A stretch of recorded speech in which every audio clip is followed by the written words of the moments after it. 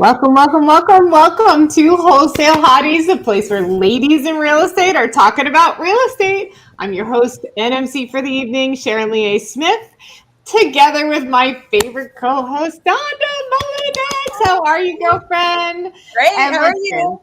I'm Yes. amazing. Listen, this week we are having our first ever guest back on the show to That's talk to right. us a little bit more. Kathryn, welcome for the second time.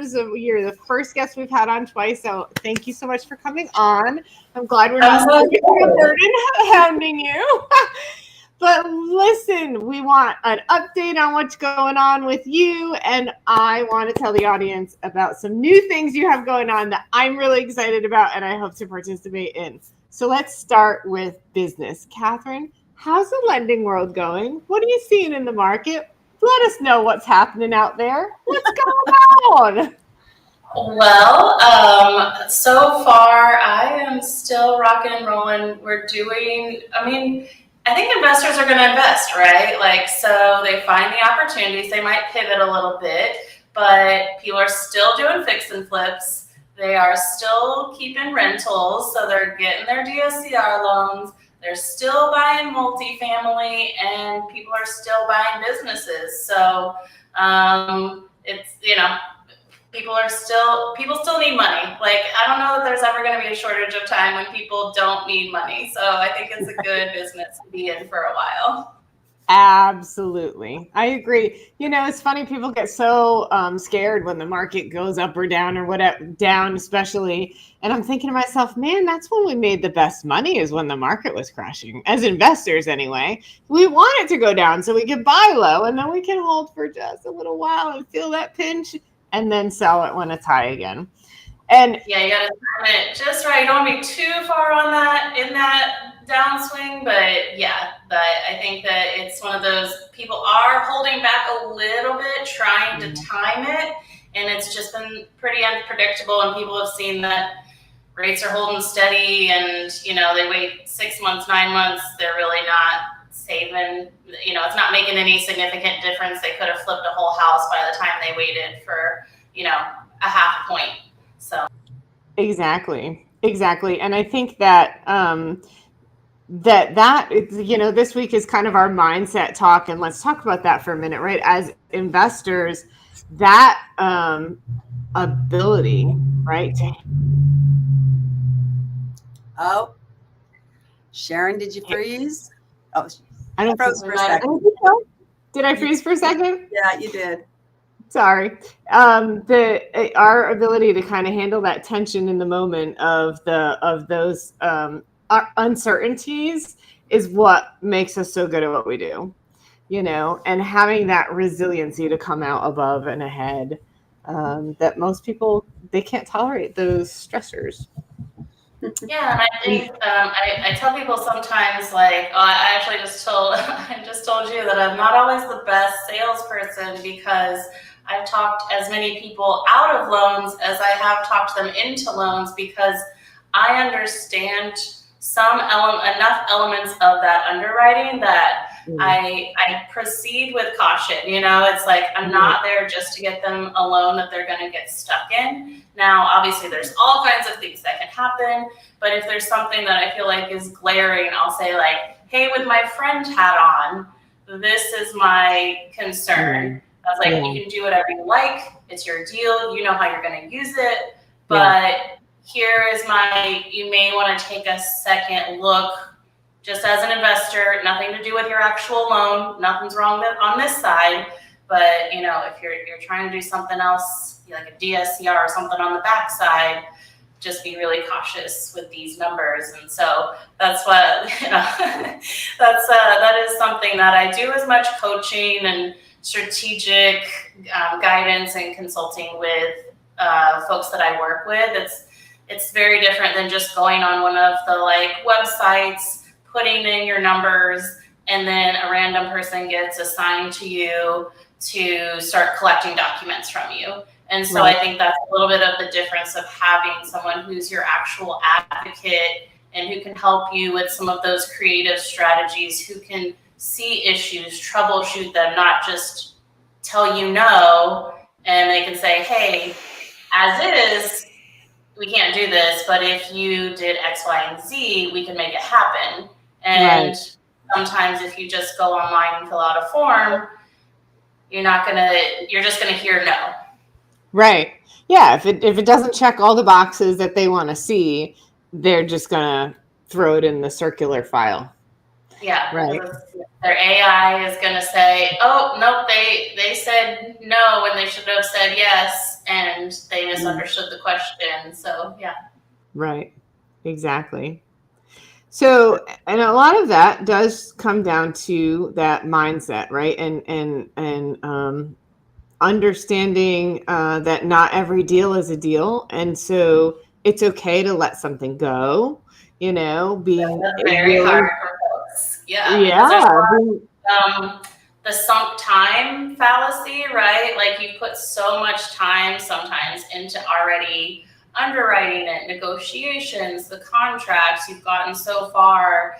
And sometimes it's like, you're going to need to lose that $100, $1,000, whatever it is, because otherwise you're going to lose your shirt on the other side of it. And so it reminds me of someone getting into a bad relationship, right? They see the potential.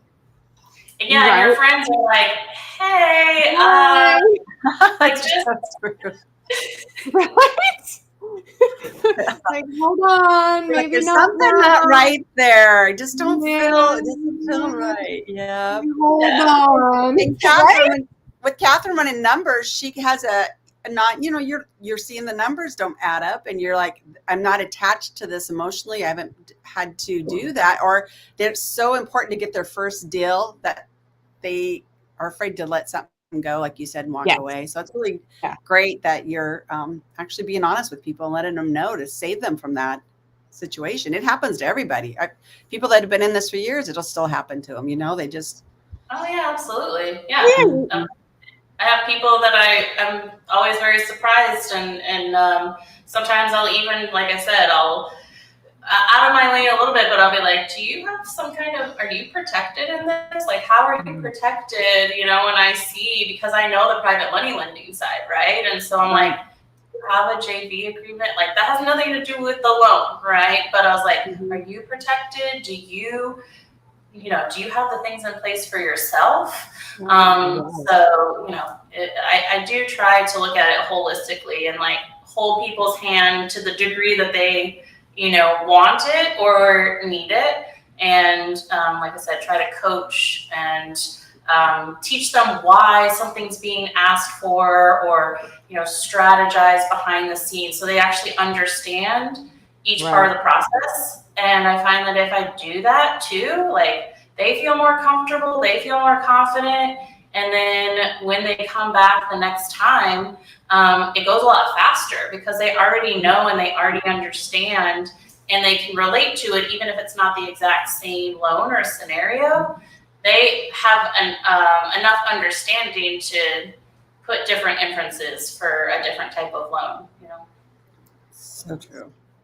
Yeah, absolutely. And I think that goes to mindset as well, right? Because once you've been through the process, you're like, oh, okay, I got this, right? And so now you have a little bit less stress. Confidence. Yes.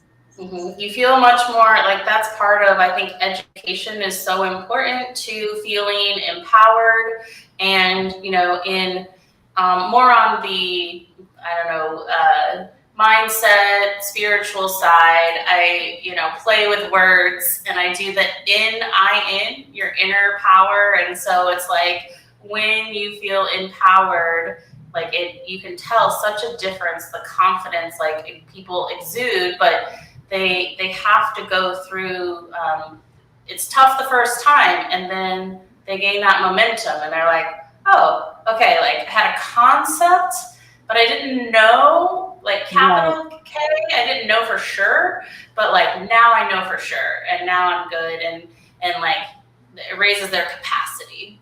Right. Yeah, and it also eases their tolerance, right? So tolerance for maybe sketchy might be really low, and they're oh, I'm scared to do this, right? But now they're seeing, okay, that wasn't as bad, right? I made it through. I made a little profit here. Okay, all right, let me stretch my wings, right? You said like they're kind of going through the fire there, it's like a phoenix reborn, like, oh, all right, I can fly now, right? Right. Yeah. So on that note, right, you're talking about kind of that mindset shift that happens as you start to do deals. And I love that you recently were talking about you have this spiritual mindset abundance retreat thing that you have cooking in the background. And I'm all about that. I love it. So tell me what's going on. Yeah, I'm so excited that y'all are the first podcast that I get to talk about this on. And so for some people who know, Jesse Stanton and I are putting on a retreat. We are looking for our future date for end of September, sometime early October, so people can start penciling it in. But there's going to be a link for additional information. There it is. Okay, fantastic. We are looking at Alaska because that is where Jesse is, and we joked around that Jesse needs friends to come up to him. So he has no one to play with, so we got to bring some friends up that way.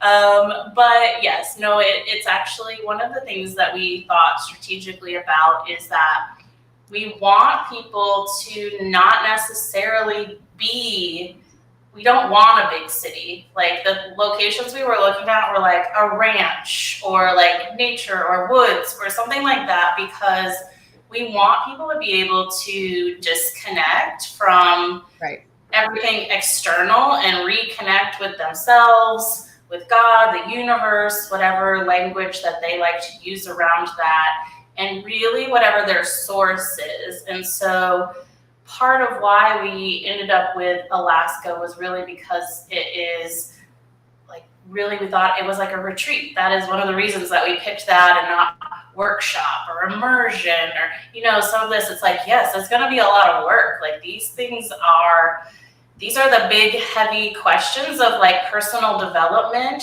that when you are wanting to get to the next level, that somewhere you have a roadblock, like you are the thing that is holding you or your company or your business or whatever back.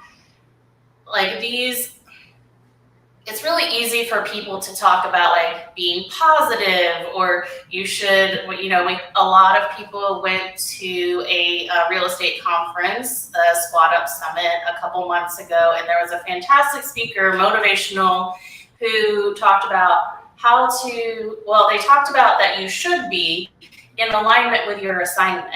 And when you hear that kind of like fiery, like you get worked up, you're like, yes. But one of the things that my dad used to write in books is like you inherently understand it, but then he would write like YBH ? And it was yes, but how? So it's like, how do I release things from my past? How do I let go? How do I heal? How do I get in alignment? How do I do that? And so there's a lot of tactics that people teach around. Oh. Did someone please? Overlaps, but it doesn't, people don't touch on the how. Hold on, Kathryn. You're freezing for a second. So there's a lot of tactics, and that's about when we lost you. So go from there, please. Yeah. There's a lot of tactics, but there's a storm coming through, so hopefully I'm good. Yeah, me too. That was why I paused earlier. Okay, we deal with weather from time to time. We just keep going. So yeah, there, you know, in a lot of us are in groups, and we are in like. Oh, froze up again. Implementation, and you know, we are in these cycles, and we're learning.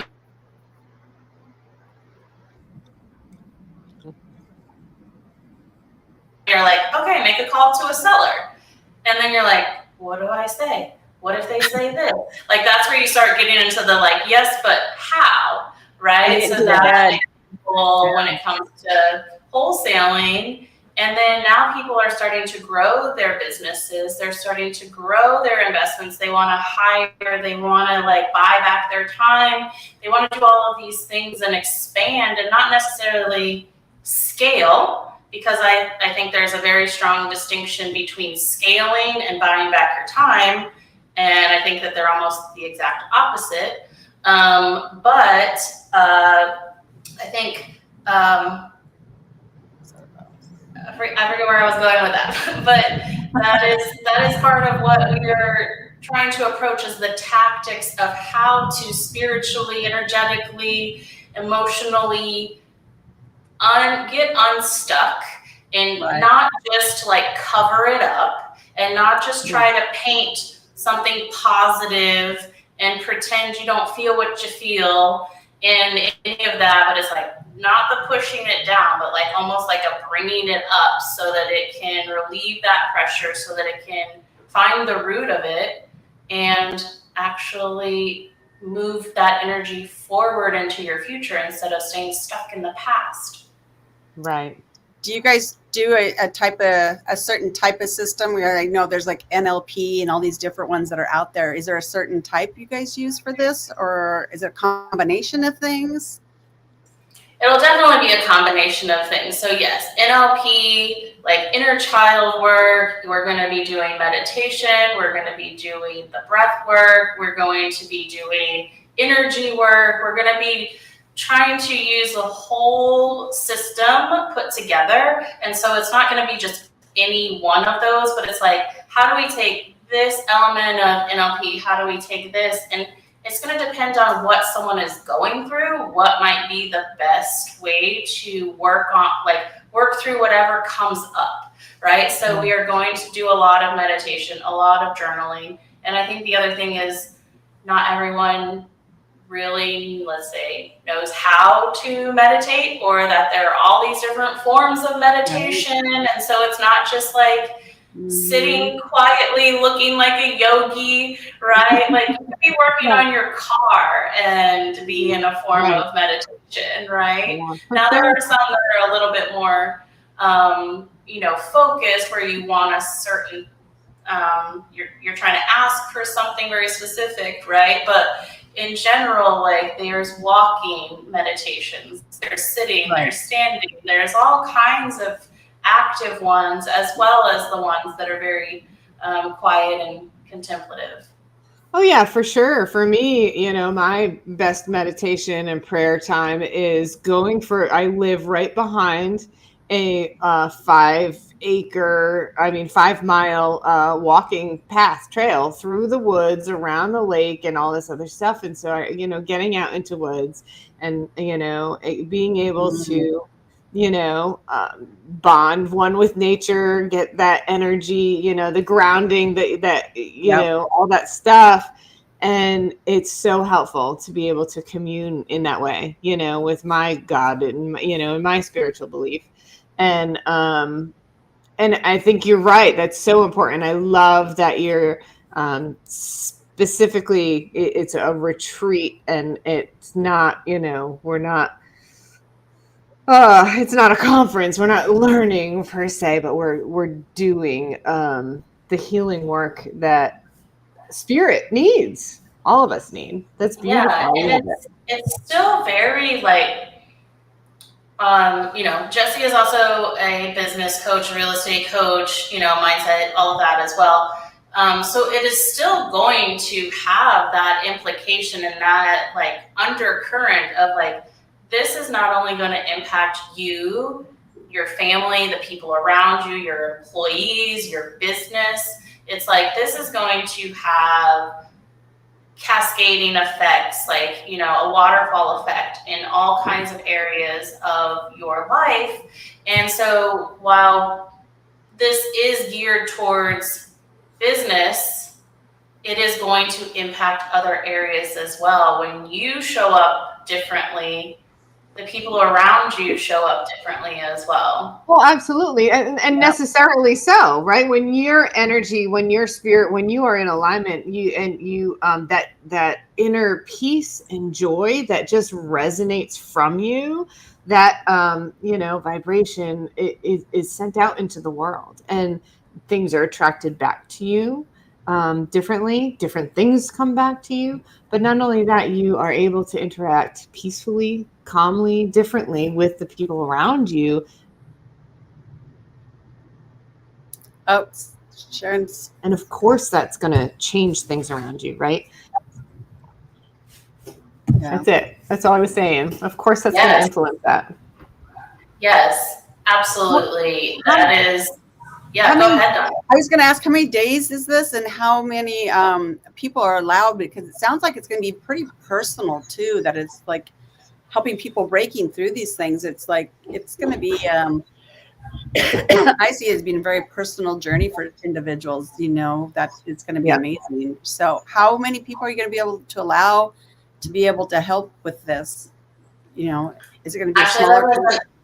Excellent question. We discussed that quite a bit. And, you know, like we are in these groups that are all like 10x everything. And, you know, you want to do everything, you know, and I was like, I think that this is like the power is going to be in the small group work intimacy of it. And I was like, I almost don't want there to be more than 16. I thought like that might be large, and like definitely no more than 20. I was like, if we have 8, I think 8 to 10 would be really great, because there's gonna then, in addition, gonna be like 2 helpers, me and Jesse, you know, so it's really gonna be like 12. So, you know, part of it is the networking and that element of like, what a bond you are going to have and create with the people in that room. And so the value is going to be, there's so many layers of the value that we see this bringing to the participants. And we know that it's also going to be, like when they are not in the room, we're going to have quite a bit of time, like that they are supposed to go out and go on a walking meditation, have a sitting meditation, journaling, reflecting. Like part of it is giving them the time and the space and the permission to do this and to get quiet and to actually be able to hear themselves over anybody and everybody else. And so they know what's their voice and maybe what's somebody else's. Yeah. I love it. How many days? Thank you, Dawn. We definitely thought about the group size. Yeah, and then how many days are you guys thinking? 3 full days. And then we are, you know, as people come in, travel in the evening before, you know, we might have a get together. We might have something that night that's a little bit more informal, but we maybe kick things off a little bit, and then we'll start early. I was going to say Monday morning, but I don't know what it's going to be in September, October, and then we'll wrap up. So it'll be 3 days, and we're talking about what a bonus day might look like for, you know, if people did want to spend the night and stay, what it would look like to do like a morning half day the next day before they travel out. So might depend on the availability, but we're talking about a bonus day for September, October too. That's and this is up in Alaska. And does Jesse have a location already picked out, or you guys have one already picked out up there? Yes. So there is this absolutely gorgeous Nordic spa. It's called Alyeska Resort, and we've been negotiating with them. And now again, I don't know exactly what September, October is going to be, but part of what we wanted to do is, like, for me, I want people to show up and not have to worry about anything. I don't want them to think about their food, their hotel, their transportation, how they're getting anywhere. Like part of this is helping people to not have to do all of that so they can stay as much within themselves as they can during this time. And so my recommendation is an all-inclusive price from getting picked up at the airport to your hotel, your food, all the meals, whatever it is. So we have been working with negotiating a rate, and normally this place is like $750 a night. So this is like a nice resort, and it is going to be gorgeous. But we're talking about doing a group, but we're not sure yet, like maybe an early morning at the Nordic Spa, just us, like getting it all rented out private so no one else is there.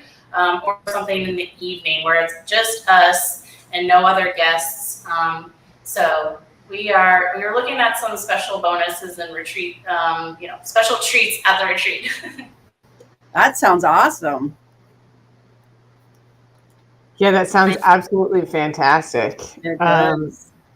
And yeah, I think honestly, when you're talking about a retreat that digs in that way to those spiritual things, having to shift when you're in that moment of looking inward and upward, right? Or outward anyway, having to then shift out of that to think about carnal things like food, like sleep, like transportation is so hard and detracts from the experience. So I love that you guys are planning for that whole thing. I think that's perfect. And I think that people will absolutely ought to see that value for sure, so I love it. Yeah, I agree. I think that was important because, if you have done a retreat like that, it can be, you're like so in it in the sessions, and then you break for dinner and you're out of it, right? Yeah.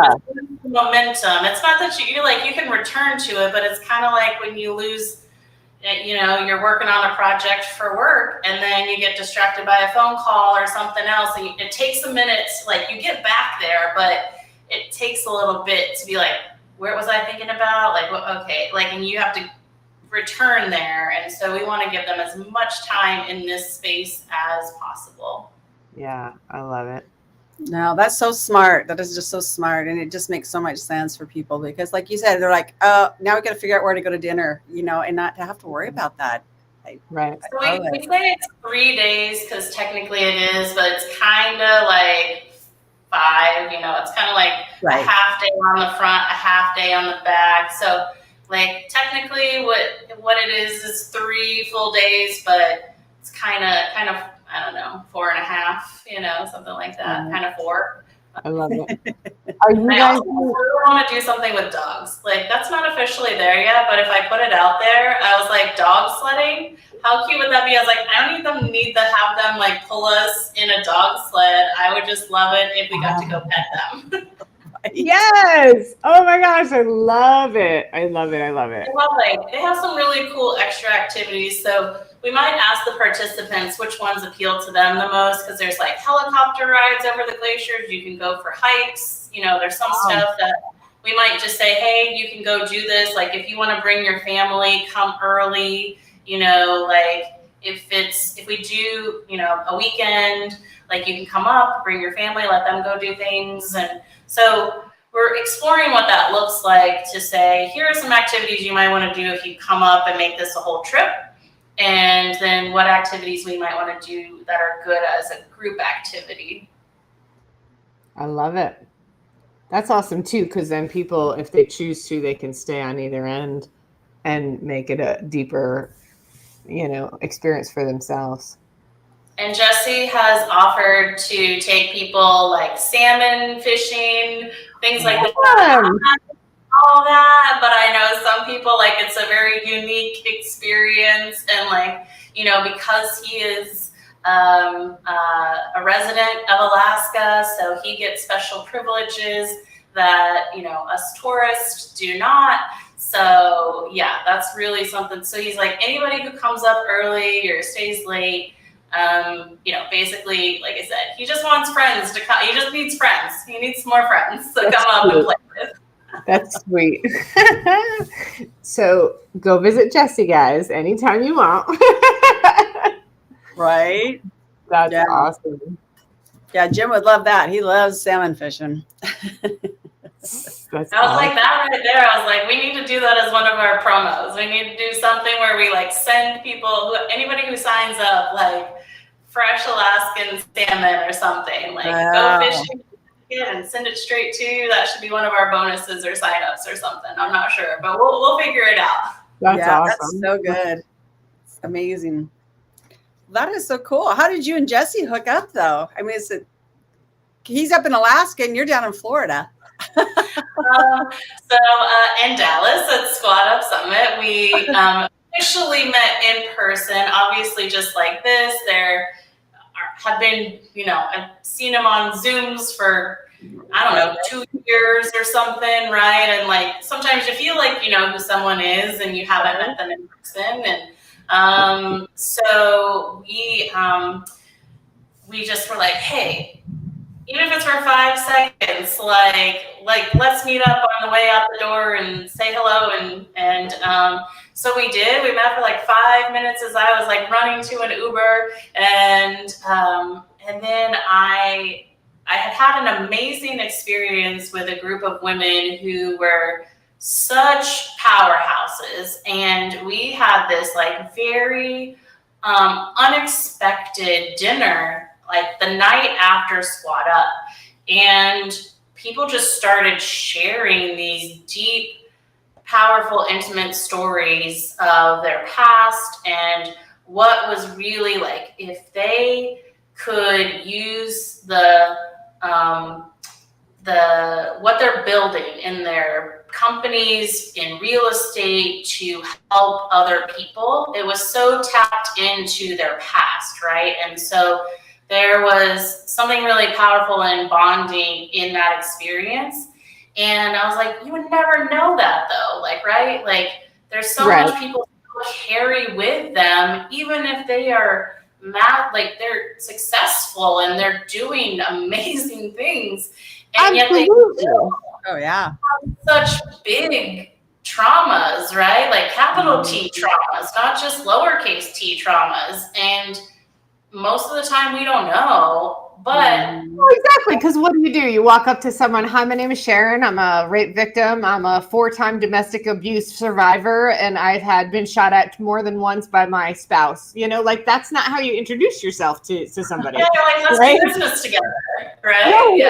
Yeah. So yeah, that totally makes sense. And I resonate with what you're saying, what those women were saying, right? That's totally my goal in my business, is to then create domestic violence shelters and programs that help domestic violence victims, right? And so that molds you and your passion and your drive to move forward. And so that's really what caught my eye and my attention about this retreat, and about that, aligning with your assignment, right? Because I really feel like that God has called me to do this work, and to some extent put me through some of what I went through in order that I could understand those people and what they're going through, and then I can rise them, give them ways to rise above. And that is that's a very distinct I usually call it a decision point, right? It's a choice, because you could have made a very different choice, and you could have made a very different decision. And so not everyone chooses to then help other people with, you know what I mean? Like not everyone will choose that path. And I think when you said the circling back to like alignment with your assignment, sometimes we don't even realize that. I think people struggle with that whole concept because they understand conceptually, like, yes, like I want to have a calling. I want to fulfill my purpose. Like, how do I figure out what my purpose is? Like, how do I actually, maybe I feel like I know what it is, but how do I actually translate that to feeling fulfilled and putting things on my calendar and actually implementing, like there's a huge gap between where they're at and maybe that dream. And like, it's like, that's very far away, but it is a dream in my heart. And I think the more people tell the dreams that they're dreaming, then they'll find the people who can actually help them take the next step or next leap or cross the bridge and get to the next, wherever they need to go along that path. But I think so many people do keep things really close because it's so special to them that they don't have like necessarily the truest, deepest healing. Like they have moved on and they have coped and they have amazing skills at that. Right. But how much more powerful is it when someone relates to their past in a neutral, healed way, than that fact and not having the same pain and suffering around it and using it to, like, it's the same thing, but then the source of where you're helping others from comes from a healed place instead of a place of pain. And it's just going to be exponentially more powerful. Yeah, I agree. I think that's awesome. I think more people could make a difference in this world if they could learn to do that. You know, they really could. And I think what you said too, that, you know, your impact is more powerful. I think that's so true. You know, when you're talking about resonance and vibration, right? Authenticity is the highest of all vibrations, right? And so if you are at a place where you fully accept without shame your story and are able to authentically share it in a free and open way, what you're saying so true. And I've seen it time and time again in my own story where, you know, I'll share what has happened and people will just be drawn to me. Oh, that's what you want to do? I have this guy that'll help here. Oh, that's what you want to do? I have that woman that can help here. Mm-hmm. Right. And piece by piece, person by person, the more I speak, the vision comes together, you know, and the pawn pieces, the puzzle pieces, you know, just click into place. And it's so beautiful to watch, right? And it's so wonderful to see God working in that way, you know? And it heals you at the same time as you're helping others. It's healing for yourself, you know? Yes. So, yeah, I love that. That's great, Kathy, you guys are doing that. I think that's needed so much in everybody's life, to just excel and not give up, and just, I guess, not even give up, but just settle, because they just get to a point where they just settle and they got through it. And they just, like you said, they just kind of put it aside. They learn survival skills, but they don't ever, they don't ever become as genuine and do the things that they can really were put here on this earth to do. Because part of it, like you said, Sharon's ashamed, you know, they're shameful. I can't believe I was in 4 different relationships, like you said, that I think I'd learned the first time. Well, no, it doesn't always happen like that. It's not how it works. It's, you can go. I'm that thick-headed. Yeah, no, seriously though. It's like, like, oh, that would, you know, when you're young, you're like, oh, I can't believe, why can't a woman be stronger than that? And then you go through it and you're like, oh my gosh, I fell into that trap when I would think, how can other women fall into this? And it's like, how did I fall into it? And it happens. Yeah. You know, you get manipulated. They use your heartstrings.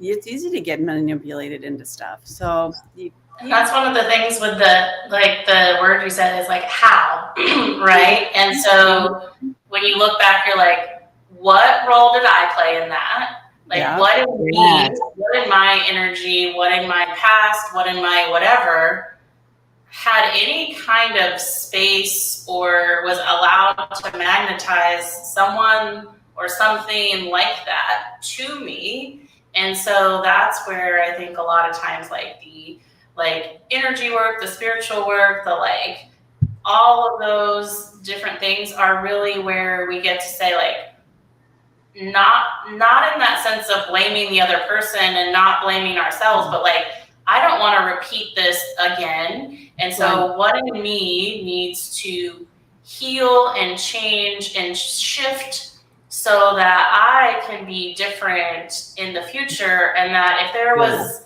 something that attracted that, it will no longer attract that, and it will attract what I want, you know? And so whether that's a healthy relationship, if that's a certain amount of money, if that's family, if that's traveling, if that's whatever it is that you want that you're not doing, it's like, what in me is what role do I play in that? Right. And so that's part of the like reflection, where it's very easy to be like the other person, they, and it's like, yes, and also it's like both sides of the coin. It's like, doesn't mean someone's not a jerk or all the juicy words, but there was some part in some role that I participated, and I don't want to.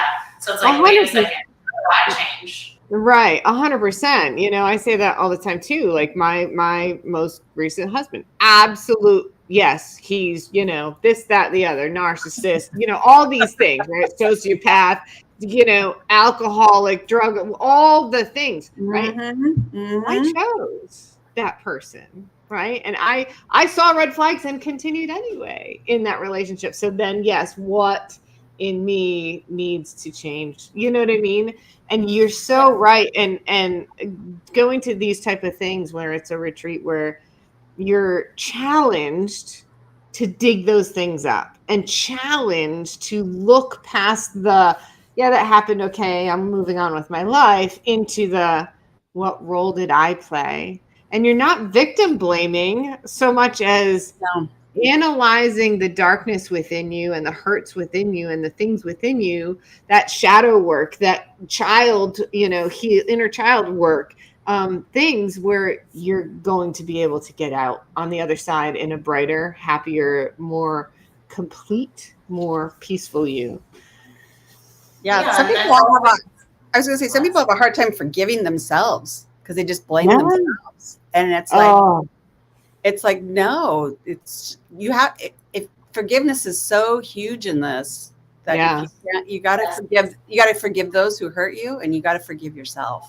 Yeah, yourself for being as stupid as you are. I actually teach an entire course called Heart Forgiveness, because again, I think that's one of those things that it's a yes, but how. People say you need to forgive, and it's like, I don't really feel like forgiving that person. Like, you know, like you got all the names for them, you got like all the hurt and the pain and the suffering, and you're like, no.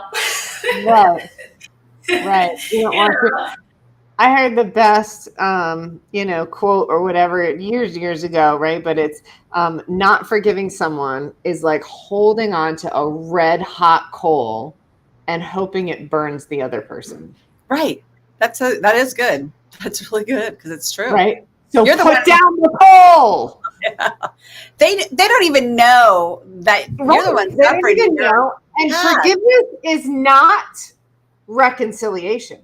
No. They are two different things, right? So nobody's saying go back. Nobody's saying reconnect. Nobody's saying any of those things. But forgiveness, right? Letting go of that. I want no more ill will is coming from my direction to you, right? And just letting it go and moving on. You know, that's been such a huge tool for healing in my life, right? Yeah. And still, it's how to disentangle, you know, like that's when something that like Jamil talked about was entanglement. And so it's interesting because I have seen that almost in a, like I use the word differently than he uses it. So we talked about that a little bit, but like, I see it as like, I don't want my energy all entangled with somebody else's energy, right? Like Like I can be connected, let's say like straight line connected, but I don't want it to be all messy boots and tangled. Right. And so, and then forgiveness with your whole heart, like wholeheartedly, like not just your mind, like I should forgive this person. I know logically I need to do that, blah, blah, blah. But it's like when you can do it with all of your heart and your energy and all of you, then you are freeing yourself. That is a gift to yourself. But it is. One of the things that Donda said was we think about forgiving the other person and we very infrequently think about forgiving ourselves. And the way that we feel like maybe we have let ourselves down, or like we're using that, we're like beating ourselves up, right? Instead of like figuring out the future, we're like, how could I have done that? I was so dumb, like that. Like, and it comes in waves too. Like people don't realize they think, okay, if I work through this one thing, I'm all healed, I'm all better. Healing is this onion, and you're peeling back a layer, and shit, I got another layer to go. And then you peel back that one, and oh my gosh, there's more, right? And you're uncovering this layer after layer. And it's interesting. We're talking about this today. The past 3 months or so, I've been going through a very severe depressive episode, and to climax the last 2 weeks. And my mother flew in yesterday just to kind of help me out and get me out of it. And it's a processing that I'm going through where I'm finally in this wonderful, amazing, healthy, fantastic relationship. Yes. And I am so sad that I have lost so much time making so many stupid decisions, right? And, I finally have this wonderful man. I would love to have his children. But you know what I mean? Like, I'm at an age, I can't have them anymore. You know what I mean? So there's this grief, there's this loss, there's this mourning, there's this, I can't forgive myself for all these things, right? But here I am, right? I thought I was past all this, right? This is this whole process, going through it again and again and again, because different times in your life, you're hitting different milestones, which bring up different triggers, which lead you down another path. And so understanding that healing is never a point A to point B. No, never. It never stops. A journey every day. Like, I think one of the things that I really love, so I've been doing energy work and I like the word facilitator, because it really means like the one who makes the way easy. And so it's like, I'm not doing anything for someone, like, but I'm trying to make it easier for whoever I'm working with to take those steps on their own and know how to do it for themselves. And I don't want to be like a therapist. I don't want people to keep coming back to me. Like, my whole goal is to teach them self-sufficiency so that they know how, like, when something comes up, like if it was something big, it takes a little bit longer, right? Like, but if it's something that it's like, wait, why didn't something just happen? I'll call it a glitch.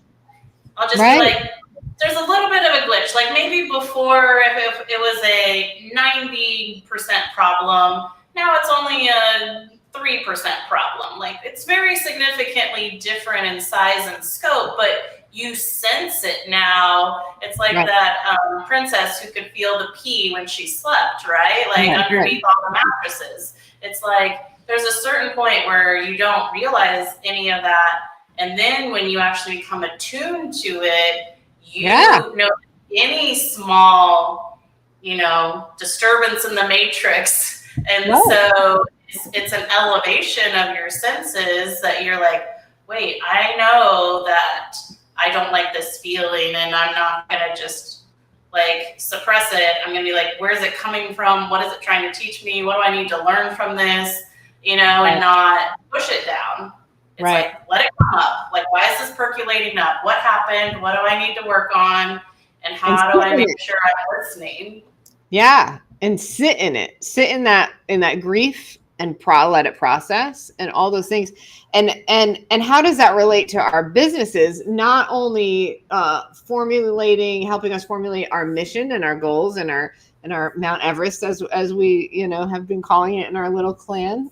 But it also, like, it spills over into our actions every day as we're interacting with clients, with customers, with coworkers, with employees, and if we're not dealing with our past trauma and our past, wounds, maybe I'm snapping at my secretary too much. Maybe, because she, reminds me of, whatever. You know what I'm saying? Like, it's not just personal relationships where these things, cause problems. They're pervasive because life is messy and people are people, and we're all people, right?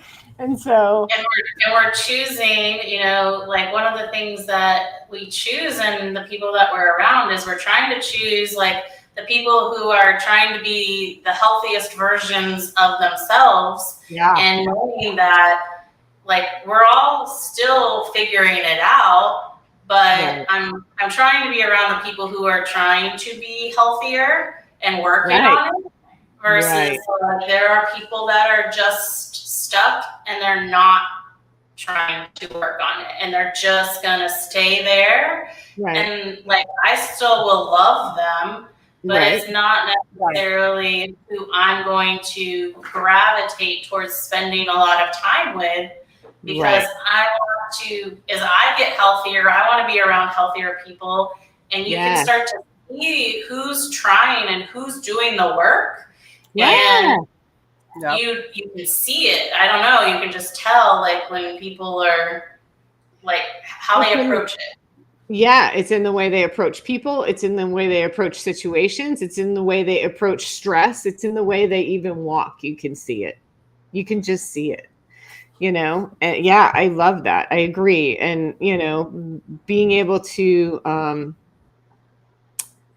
specifically choose the people that you're doing business with and interacting with in life is super helpful and powerful, to transform a lot of what you do in your life. Yeah. And like how to hire healthier people, like, like all of these things will have an impact on your happiness, your fulfillment, your bottom line. Of like, if that person, too, when you've got drama Donna at the water cooler, there's a problem. Sorry to anyone out there named Donna, but you know what I mean? But yes, it impacts everything. So using it for hiring and stuff. Yeah, I just dealt with somebody that I was trying to do with partners and do some deals with and stuff. And it just, the more you put in situations, the more you saw that real person, and you're like, this isn't going to work, and I can't ever do another project with this individual because of I ended up calling. I mean, I got to the point where we had this very conversation that was really, it was a hard conversation, but it had to happen. And it was like, you have to choose to want to be better versus being a victim. And you continue to want to be this victim. And I can't help you. I mean, I tried to help you, but you really don't want to choose a different path. You keep wanting to be this victim. You keep wanting to be this victim. And then this negative energy all the time is like, and then I was like, I don't feel like you talk to me enough. I'm like, I'm afraid to, because I don't know. I don't want to hear it. Jekyll or Hyde. I actually nicknamed this person when it would be in these moods Eeyore. I'm like, you're being Eeyore right now. Yeah. I'm like, I think a conversation that I had, kind of a philosophical conversation, but we both had differing opinions. But my perception is that, like, there is pain and there's suffering, and that they are different.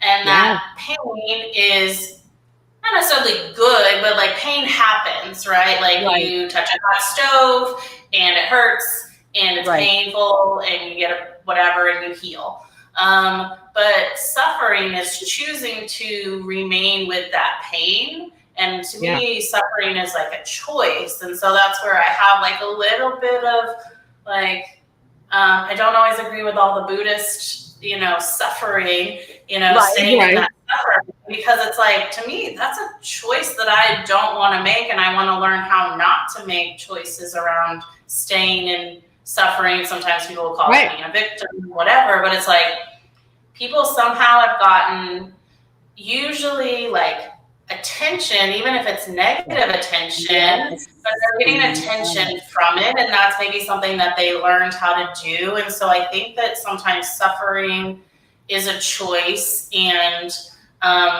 you're like, oh, remember 10 years ago when I touched the hot stove? I can't let you know, like, and they tell you that every single time you're around them, and you're like,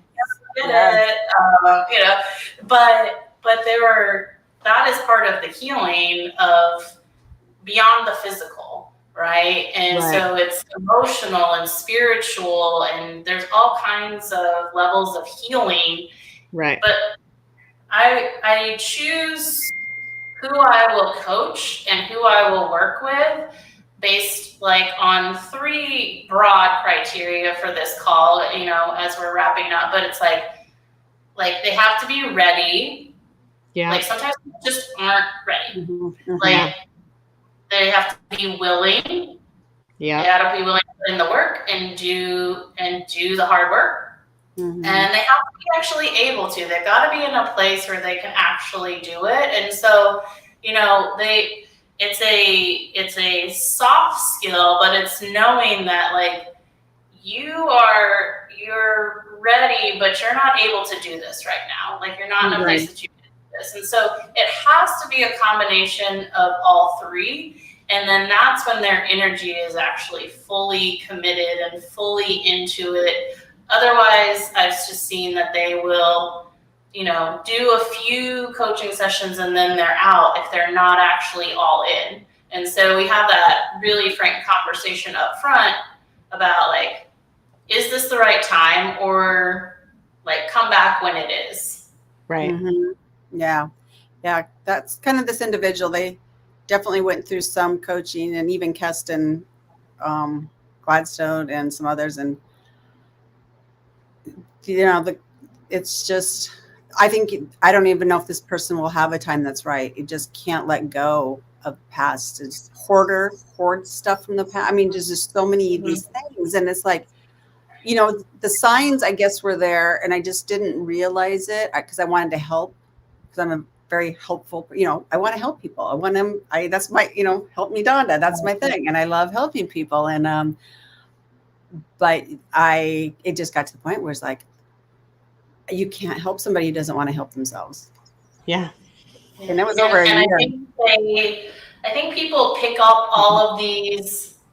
I think that there are, before someone makes that decision, they're picking up all of these little things along the way. And so you don't always know, like they're starting down that path. Maybe they. Oh no. She's just doing it, but they.